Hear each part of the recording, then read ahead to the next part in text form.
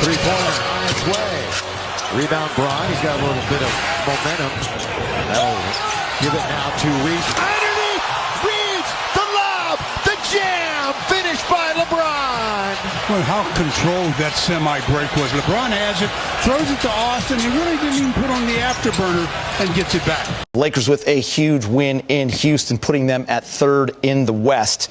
They've now won 6 in a row, 9 out of 10. In the last 8 days, they beat the Knicks, the T-Wolves, the Nuggets, and now the Rockets. A late 15-2 run to win it. But I got to start with the defense. Big game, James. They held Kevin Durant scoreless until the final 30 seconds of the second half. He only had 2 points in the second half. They forced 24 Rocket turnovers with that trap that the Houston Rockets could not solve.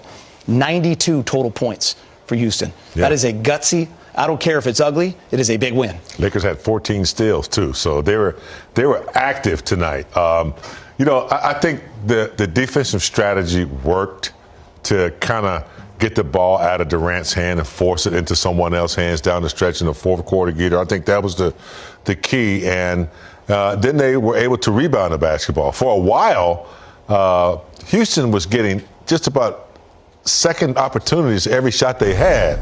In the third quarter, it was just demoralizing. But I think once they solved that and put pressure on other players to perform, I think that was the key. Durant was the savior, and no one else could knock it down because of that tenacious defense, causing turnovers. They got quite a few steals for easy buckets. So, yeah, defense wins.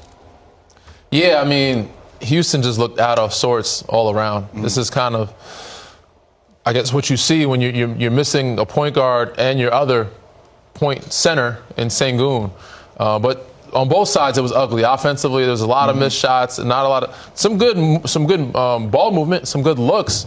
Just couldn't find the rim. There was a lid on both sides. Turnovers on Houston's side. Lakers did a great job of trapping. Sometimes a little too passive in their traps, but they forced KD to make some decisions. He turned it over a couple times, and they just stuck with it. This was a game of wills. Who was going to do the dirty work?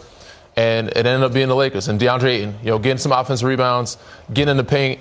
Because, when the game gets ugly like that, a lot of teams like to settle and shoot a bunch of threes. The Lakers didn't do that. So they ran the floor. They got some inside paint points with Ayton. And then Smart hit a knockdown three for them.